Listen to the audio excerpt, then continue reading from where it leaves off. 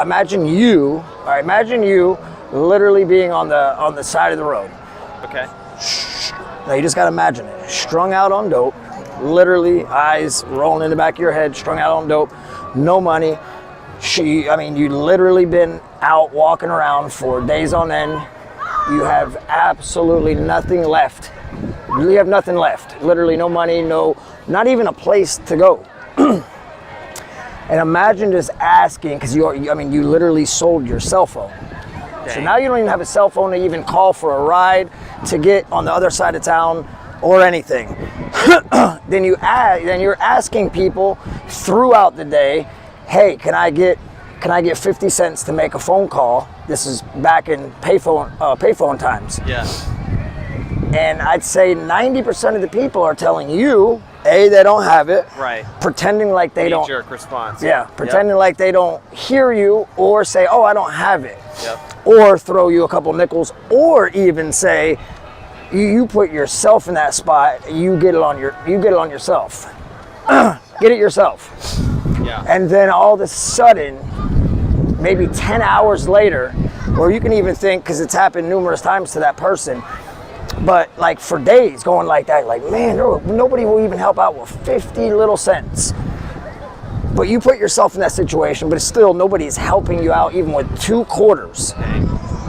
Yeah. And then some guy comes to you and you say, this is like your last straw. Hey, can I get 50 cents to make a phone call? And he says, here, I'm going to give you $5. So after all this time, nobody's helped you out. You have absolutely nothing. You literally are stripped of everything. Strung out, have no more money. You're just doped out, strung out, and somebody finally gave you not just the 50 cents, but $5, right?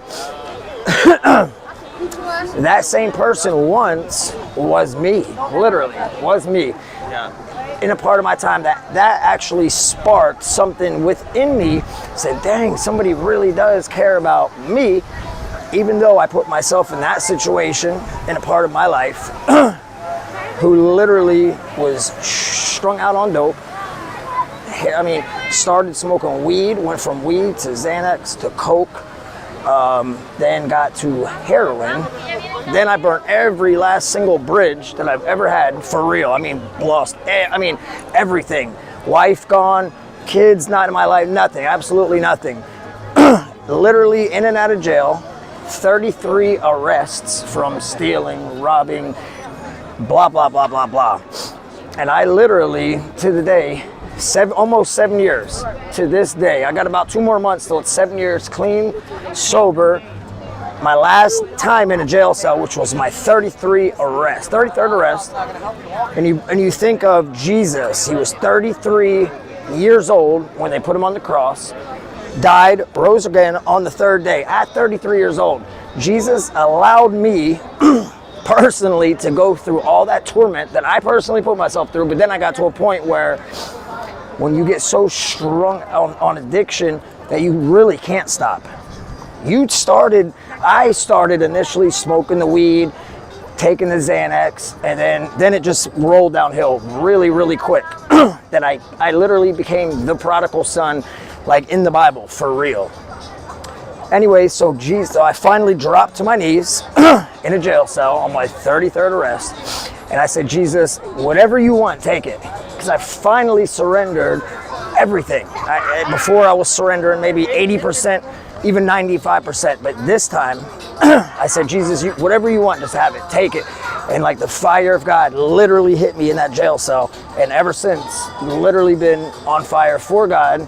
And dude, it's been amazing, crazy.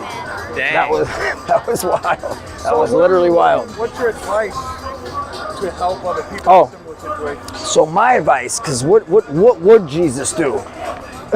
Remember the prostitute that everybody in the Bible, that everybody wanted to stone and kill. But Jesus said, those who haven't sinned, cast the first stone. Nobody could cast that stone. Jesus healed that woman and literally said, you're free, just don't do it no more. But do you personally see dope drug addicts on the side of the road that you I mean, there's no right or wrong answer, but do you just walk past them and say, that person put him somewhere, put himself there, I'm going to hit it? Sometimes, only when I'm downtown, really. Right. But yeah. But because if it wasn't for that individual, I don't think the glimmer of a spark of hope would have actually sparked into like, wow, somebody really does. I don't even know this person. My own family wouldn't give me nothing. Now they love me and are proud of me, blah, blah, blah. But still, in that moment, when you're really down bad, when somebody you have no clue gives you something, if you would have seen the dude that we talked to today, really God showed him, said, bro, let's go and help that junkie on the side of the road. I didn't even see him. This dude, we went into the store, got him some stuff. He literally was horrible. I mean, strung out, dope out. He looked just like me 7 years ago. And this dude was crying after we would tell him the love of God, showed him the love of God, told him Jesus loved him, etc., etc. And this dude literally said the exact same thing. But I didn't tell the guy. I just said, thank you so much. But this dude actually said, nobody has ever done this in my whole life. And this happened today. What happened? So that was me. For money and he didn't even ask for money. He didn't ask for money. If you've seen this, but God allowed him to see the dude when I didn't even see him because I was sitting this way looking out that window. He was looking that way, and that's where the dude was. So we pulled in. He offered. He said, hey, here's $20. Go buy some food for that guy. Because I was just telling him my story. Yeah. And we seen that dude. We went over there and ended up giving him the food, extra money. He got some clothes, and I got one of my brand new shirts. He got a shirt, some socks, because the dude's socks, he said they're soaking wet, bro. Yeah. And this dude was literally tearing, crying, and said nobody has ever did anything like this for him. So just to say, Jesus, don't do it for the blessing, you know what I mean? But although you will get blessed, but Jesus is calling us to do that. And I'm not saying it just because I went through that, but if it wasn't for that dude, he literally sparked that hope, like saying that somebody does love me, dude. In the midst of my mess up, my screw up.